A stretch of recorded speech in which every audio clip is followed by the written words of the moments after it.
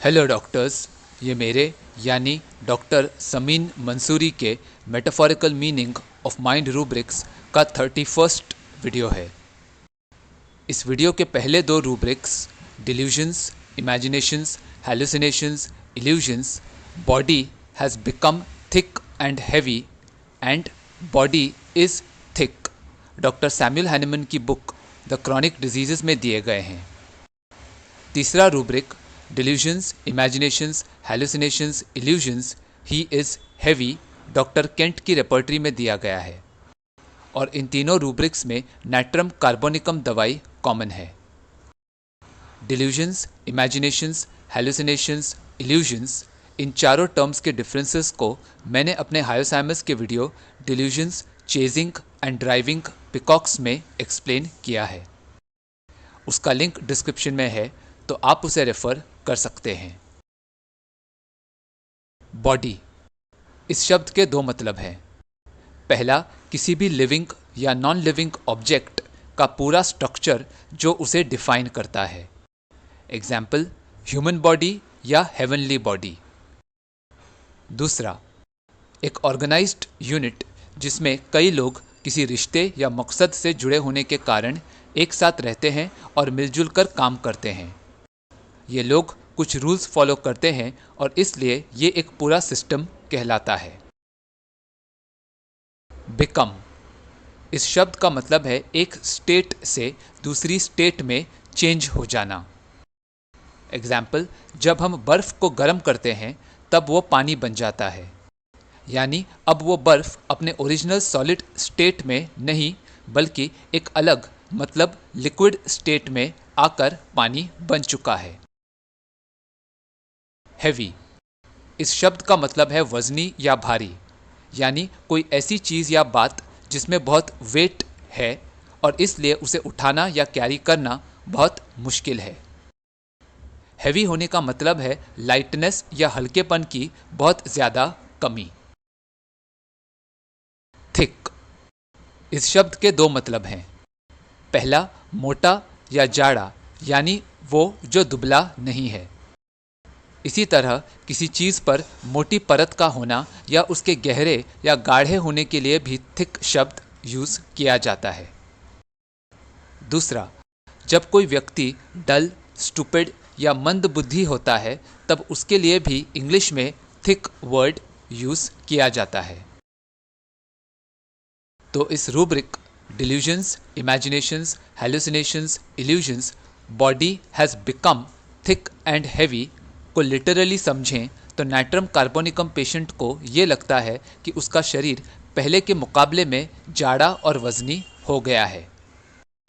लेकिन इस रूब्रिक को मेटाफोरिकली समझें तो नाइट्रम कार्ब पेशेंट को ये लगता है कि उसके शरीर की ओरिजिनल क्वालिटीज़ किसी कारण से बदल चुकी हैं और अब वो जिस नई स्टेट में है वो पहले की तुलना में ज़्यादा मोटी और भारी है।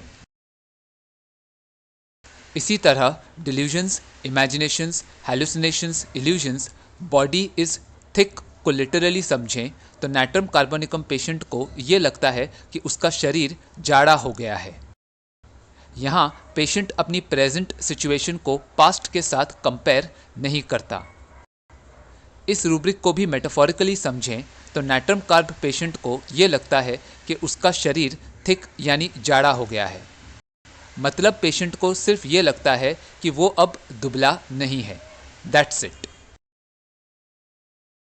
इसी तरह delusions, imaginations, hallucinations, illusions, he is heavy को लिटरली समझें तो नाइट्रम कार्बोनिकम पेशेंट को ये लगता है कि वो खुद काफ़ी वजनी है।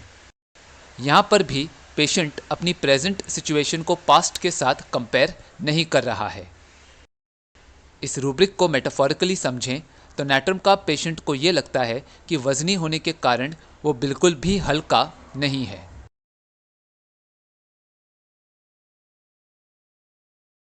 एग्जाम्पल 1, 50 साल का मेल पेशेंट आया और बोला, डॉक्टर मुझे हाई बीपी की तकलीफ़ है, लेकिन मैं अच्छे और स्वादिष्ट खाने का शौकीन हूँ, इसलिए अगर आप मुझे मेरे ब्लड प्रेशर कम करने के लिए लजीज चीज़ें खाने से मना करने वाले हैं तो आपको बता दूं कि मैं ऐसा नहीं कर सकता।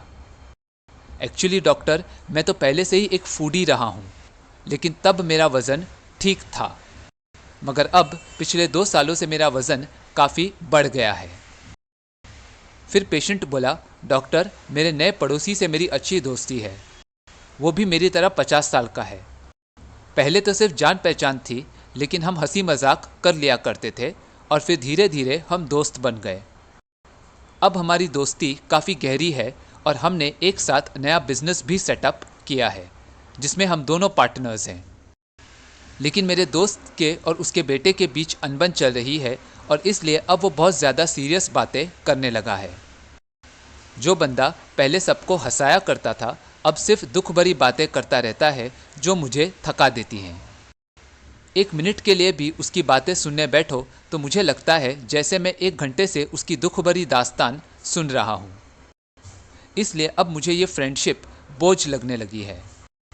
डॉक्टर, दोस्ती गहरी हो तो अच्छा है, लेकिन अगर उससे बर्डन वाली फीलिंग महसूस होने लग जाए तो ये अच्छा नहीं है ना। पर क्या करूँ, मुझे अपने दोस्त की फिक्र भी लगी रहती है। उसकी चिंता के कारण कभी कभी मुझे रात को ठीक से नींद भी नहीं आती है। इसलिए मैं अक्सर अपने दोस्त को चीयर अप करने की कोशिश करता हूँ, लेकिन हर बार मैं नाकाम हो जाता हूँ। मुझे तो ये लगता है कि मैं उसे खुश करने के लिए जो भी कर रहा हूँ वो सब गलत है, इसलिए मैं हर बार फेल हो रहा हूँ। डॉक्टर, मैं ठीक होना चाहता हूँ, लेकिन मुझे पता है कि मेरा बीपी कम नहीं होगा क्योंकि मैं कुछ भी सही नहीं कर रहा हूँ। मैं खाने पीने में परहेज़ नहीं करता, एक्सरसाइज अवॉइड करता हूँ और सारा दिन बस एक ही कुर्सी पर काम करता रहता हूँ। फाइनली पेशेंट बोला, मैं होम्योपैथिक दवाई इसलिए लेने आया हूँ क्योंकि एलोपैथी में बीपी की गोलियाँ एक बार शुरू करने पर उन्हें लाइफ लॉन्ग लेना पड़ता है। मतलब दवा लेने का सिलसिला कभी ख़त्म नहीं होता। ऐसा ही डर मुझे अपने दोस्त के लिए भी महसूस होता है कि कहीं वो भी हमेशा के लिए डिप्रेशन का मरीज़ बन गया तो। लेकिन मैंने सोचा कि पहले मैं खुद आपसे दवा लेकर देखता हूँ। अगर मुझे फ़र्क पड़ा तो ही मैं अपने दोस्त को आपके पास इलाज के लिए ले आऊँगा।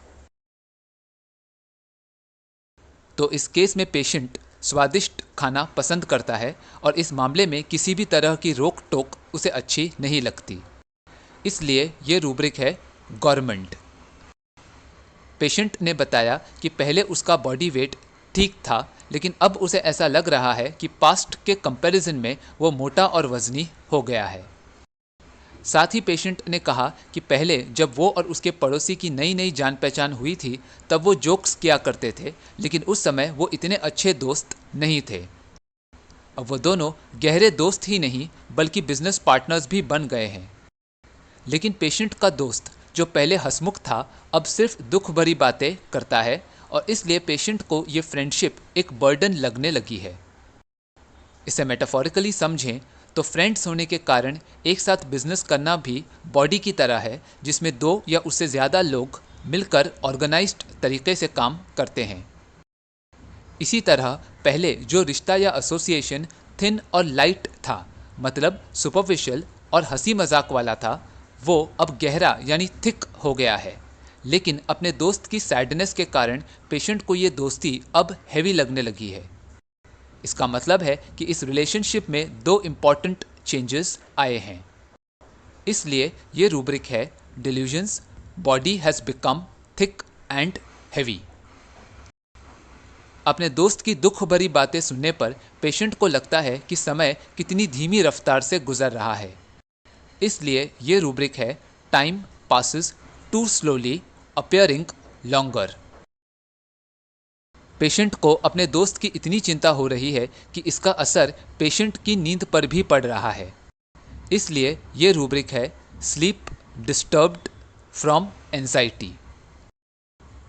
पेशेंट को अपने दोस्त और अपनी बीमारी दोनों के बारे में यही लगता है कि वो अपने मकसद में कभी कामयाब नहीं हो सकता क्योंकि जो कुछ भी पेशेंट कर रहा है वो सही नहीं है। इसलिए ये रूब्रिक है delusions that he can not succeed does everything wrong. Allopathy में बीपी की दवा जिंदगी भर लेने का डर पेशेंट को सताता है। इसी तरह उसे ये भी टेंशन है कि कहीं उसका दोस्त परमानेंटली डिप्रेशन का मरीज न बन जाए। इसलिए इन दोनों फीलिंग्स के लिए कॉमन रूब्रिक है fear of everything constant. Constant शब्द का मतलब है एक ऐसी बात जो हमेशा के लिए होती है, मतलब उस बात में कोई चेंज लाना संभव नहीं होता है। पेशेंट पहले खुद के लिए दवा ले रहा है और ठीक महसूस करने पर ही अपने दोस्त को ट्रीटमेंट के लिए लाने की बात कहता है, इसलिए ये रूब्रिक है कॉशियस।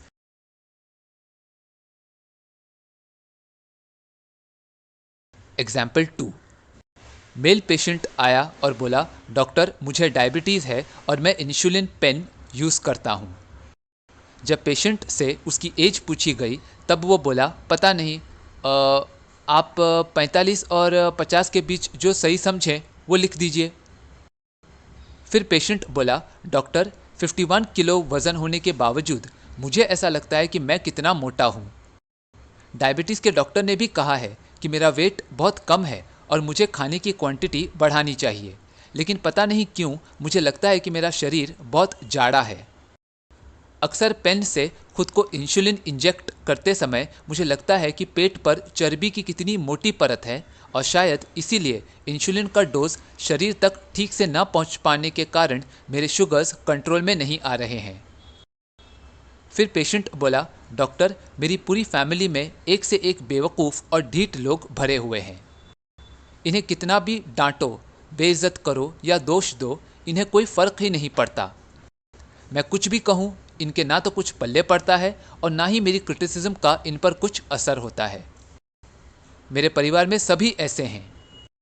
वैसे एक बात है कि ये सब एक दूसरे से बहुत इमोशनली अटैच्ड है, लेकिन जब मैं उनकी गलतियां बता रहा हूँ तब तो उन लोगों को सुनना और समझना चाहिए ना।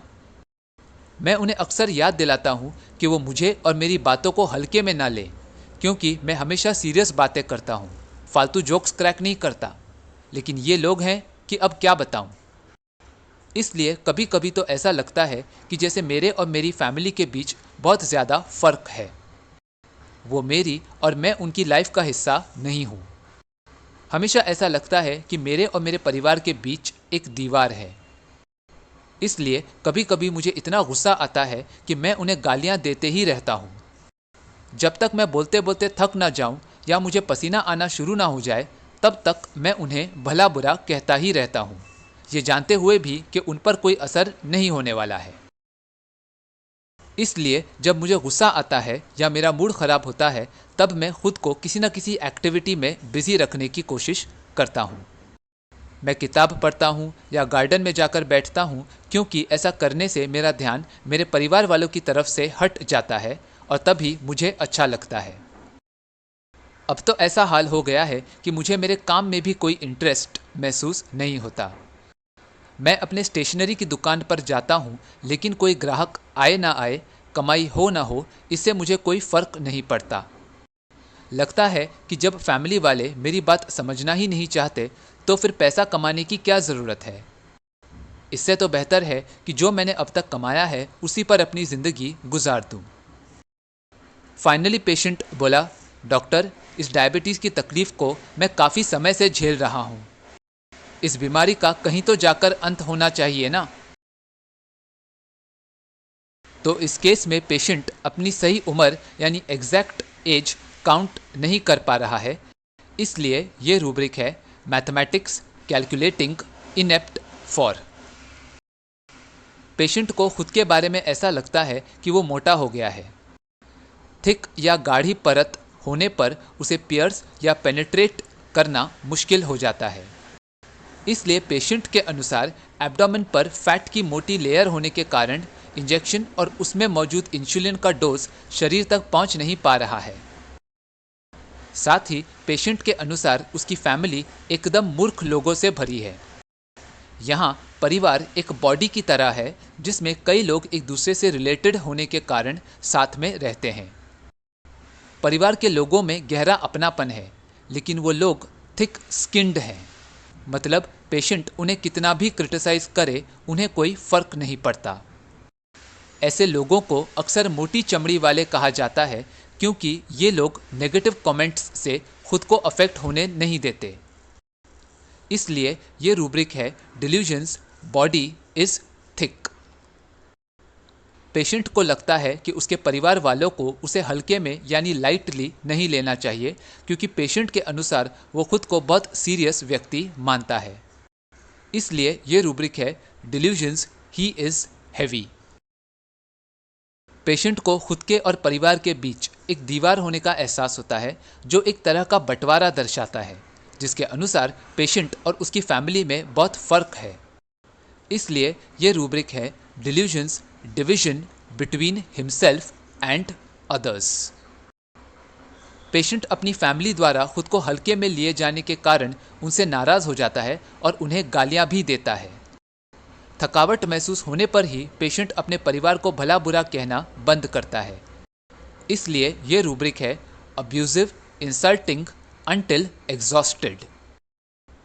यहाँ एग्जॉस्टेड शब्द के दो मीनिंग्स हैं।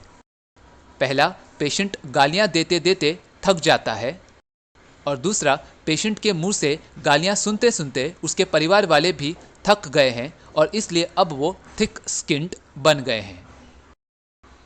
अपसेट होने पर पेशेंट कोई ना कोई काम या एक्टिविटी के द्वारा खुद के माइंड को अनप्लेजेंट बातों से दूर रखता है और इससे ही पेशेंट को अच्छा लगता है।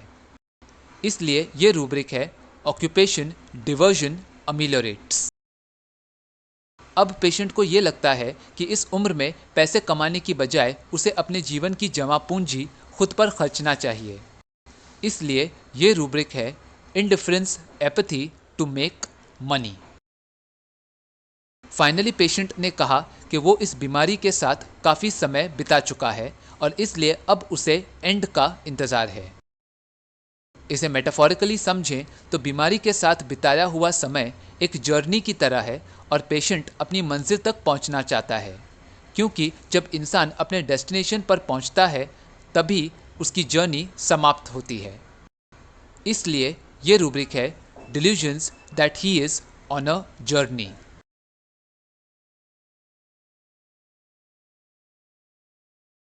सो to summarize, natrum carb patient को दूसरों की खुद से ज़्यादा चिंता होती है, चाहे वो इंसान पेशेंट के लिए उसका अपना हो या पराया। दूसरों की फिक्र करते समय पेशेंट बहुत बकबक करता है और जब तक वो बोलते बोलते थक नहीं जाता तब तक उसकी बातें ख़त्म ही नहीं होती। इसी तरह किसी भी प्रॉब्लम को सॉल्व करने के लिए पेशेंट बिना हारे कोशिश करता रहता है। लेकिन जब कोई बात पेशेंट की इच्छा के विरुद्ध होती है तब पेशेंट को गुस्सा आता है। अब पेशेंट को जिन लोगों ने हर्ट किया है, पेशेंट उन सभी लोगों से नाराज़ रहता है और उसके मन में ऐसे लोगों के लिए कड़वाहट पैदा हो जाती है। पेशेंट न सिर्फ उन्हें शक की नज़र से देखने लगता है, बल्कि अब उसे अकेले रहना ज़्यादा अच्छा लगता है। इतना ही नहीं, पेशेंट को खुशी देने वाली एक्टिविटीज़ से भी कोई फ़र्क नहीं पड़ता। फाइनली पेशेंट का डिप्रेशन इस हद तक बढ़ जाता है कि किसी भी तरह का संगीत सुनने पर उसे आत्महत्या करने की इच्छा महसूस होने लगती है। Anxiety for others, selflessness, loquacity until exhausted, perseverance, anger from contradiction, estranged from family, friends, society, wife or husband, suspiciousness, mistrustfulness with desire for solitude, indifference, apathy to pleasure, and suicidal disposition from listening to music. नाइट्रम कार्बोनिकम दवाई indifference apathy to make money और ambition loss of to make money इन दोनों rubrics में मौजूद है, तो इनके डिफरेंसेस को समझते हैं। Indifference apathy to make money, तो जैसा मैंने एग्जाम्पल 2 में बताया, पेशेंट को पैसे कमाने में कोई इंटरेस्ट नहीं है। कमाई हुई तो भी ठीक है, नहीं हुई तो भी ठीक है। जब पेशेंट को किसी इवेंट के आउटकम से फ़र्क पड़ना बंद हो जाता है तो इसे इंडिफरेंस कहते हैं। इसी तरह अगर पेशेंट के लिए कोई बात ज़्यादा इम्पॉर्टेंट होती है तो वो बाकी चीज़ों के मुकाबले में उस ज़रूरी बात को प्रेफरेंस देता है और दूसरी बातों पर सिर्फ कुछ समय के लिए ध्यान देना बंद कर देता है। यानी पेशेंट दूसरी बातों के प्रति इनडिफरेंट हो जाता है। Ambition, loss of to make money. Ambition का मतलब है किसी ऐसे मकसद को हासिल करने की स्ट्रॉन्ग इच्छा जिसके पूरा होने पर इंसान अपनी प्रेजेंट यानी मौजूदा स्थिति से बेहतर कंडीशन में पहुंच जाएगा। इसी तरह जब इंसान में दौलत कमाने की तीव्र इच्छा होती है तब वो उसे हासिल करने के लिए मेहनत करता है ताकि वो पैसा कमाकर अपनी मनचाही चीज़ जैसे बंगला, गाड़ी खरीद सके। तो ambition, loss of to make money इस रूब्रिक में पेशेंट के मन में दौलत कमाने की इच्छा पास्ट में थी, लेकिन अब वो पैसा कमाने में बिल्कुल भी इंटरेस्टेड नहीं है। इसलिए मुमकिन है कि अब वो मनी अर्न करने के लिए मेहनत करना भी बंद कर देता है।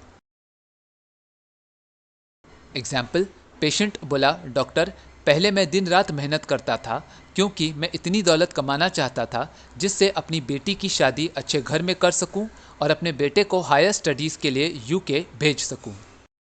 लेकिन इस बीमारी के बाद से न जाने क्यों मुझे धन कमाने की इच्छा ही महसूस नहीं होती है, जबकि मैं जानता हूं कि बिना पैसे मेरी बेटी की शादी और बेटे की पढ़ाई मुमकिन नहीं है।